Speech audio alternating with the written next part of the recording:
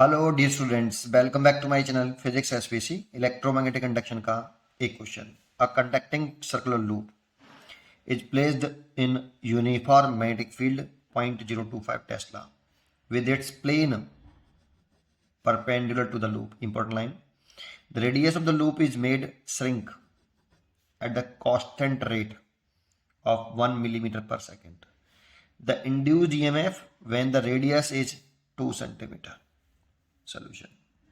देखो, सबसे पहले एक सर्कुलर लूप बना लीजिए आप ऐसे, और इसका मैग्नेटिक फील्ड चाहे ऊपर रख लीजिए चाहे नीचे रख लीजिए, प्लेन के परपेंडिकुलर आना है बस केवल, और मैग्नेटिक फील्ड कांस्टेंट है। ऐसे मैंने अपर डायरेक्शन में रखा है मैग्नेटिक फील्ड डायरेक्शन, और ये सर्कुलर लूप का प्लेन हो गया।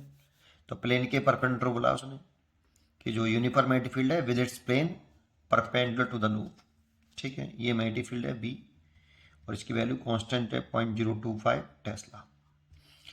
अब इसकी जो रेडियस है ना वो श्रिंक हो रही है, तो मतलब रेडियस इसकी घटती जा रही है मान लो, और कांस्टेंट रेट से घट रही है, मतलब उसके घटने की जो रफ्तार है वो कांस्टेंट है। तो मान लो ये रेडियस श्रिंक हो रही है ऐसे, तो D are by D T इसे बोलते हैं rate of change of radius.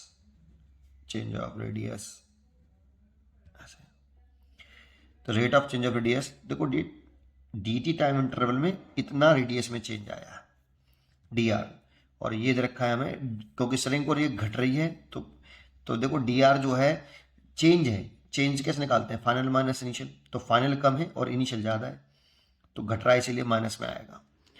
तो माइनस का 1 मिलीमीटर पर सेकेंड, इसे चेंज करें तो माइनस के 1 इंटू 10 की पावर माइनस के 3 मीटर पर सेकेंड। ठीक है, फिर कह रहा है induced EMF when the radius is 2 centimetre.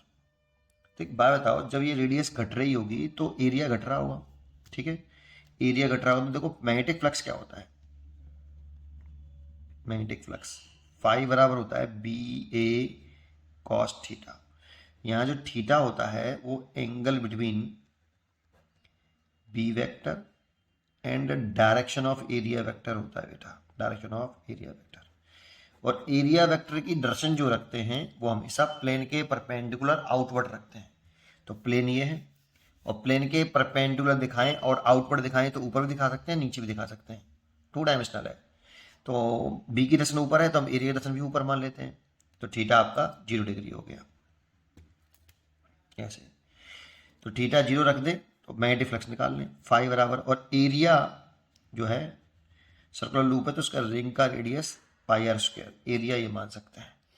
तो फाई बराबर कितना, बी पाई आर स्क्वायर। ये तो मैग्नेटिक फ्लक्स निकला, लेकिन पूछा इंड्यूस्ड ईएमएफ है, तो according to Faraday law E जो होता है वो d phi by D t होता है। तो डिफरेंशिएशन करके d phi over d t निकाल लें, तो differentiation of both side d phi by D t equal to, ये तो कांस्टेंट टर्म है बी पाई, और केवल डिफरेंशिएशन करना है किसका, आर स्क्वायर का। एक बात समझो, जब D over d T T square अगर ये एक जैसे होते हैं ना तो इसका डिफरेंशिएशन 2t होता है, अगर सेम सेम है तो 2t खत्म। लेकिन अगर ये अलग अलग हैं और वो वेरिएबल टर्म है डी ओवर डी टी और ये आर स्क्वायर, आर चेंज हो रहा है कांस्टेंट नहीं है, देखो अगर कांस्टेंट होता तो 0 हो जाता, लेकिन आर तो रेडियस तो डिक्रीज हो रही है, श्रिंक हो रहा है रेडियस, तो ये चेंज वेरिएबल टर्म है इसीलिए इसका डिफरेंशिएशन करें, और ये अलग अलग टर्म है। तो पहले ऐसे कर लो, तो ले लो 2r, ठीक है, और फिर उसके बाद लिख दो यहाँ पर कितना, D R over d T ऐसे। ये कंप्लीट यहाँ पे होता है बेटा, इस पे ध्यान दे लेना अच्छी तरीके से। तो बी पाई आर इसको डिफरेंशिएशन कर दो तो 2r D R by D T, ये D phi by D T आ गया ऐसे। और इंड्यूस जीएमएफ पूछ रहा है इसीलिए इंड्यूस जीएमएफ ई की जो वैल्यू होती है माइनस का d phi by D t, बस अब वैल्यू पुट करनी है, तो माइनस का B pi 2r D R by D t. अब माइनस बी की वैल्यू रखी है 0.025, तो मैंने बी की वैल्यू पुट कर दी 0.025। पाई की वैल्यू पुट मत करना क्योंकि क्वेश्चन के चॉइस को देखो उसमें पाई के टर्म में ही आंसर है, तो पाई की वैल्यू मत पुट करो। 2r की वैल्यू रखिए, देखो जब रेडियस कितनी हो 2 सेंटीमीटर, सेंटीमीटर में तो सिस्टम ध्यान रखना, सिस्टम चेंज करो, आर की वैल्यू पुट करो तो 2/100, 2 सेंटीमीटर को मीटर में बदल लो, तो मैंने मीटर में बदल लिया। और dr/dt दे रखा था हमें, ये रहा, वो माइनस का था तो माइनस माइनस प्लस हो जाएगा भाई, ये वाली भी माइनस रखेंगे तो माइनस माइनस प्लस, 1 × 10⁻³ इस पॉइंट को हटाएंगे तो नीचे 1000 हो जाएगा। और देखो 25 से ये वाला काट दो 4 बार, और 2 और 2 और ये कट गया, तो पाई तो ये बचा हमारा 1। और जब ये ऊपर आएगा तो 10⁻+3 हो जाएगा, तो +3 है तो ऊपर जाएगा तो -3 हो जाएगा, तो माइनस माइनस -6 है ना।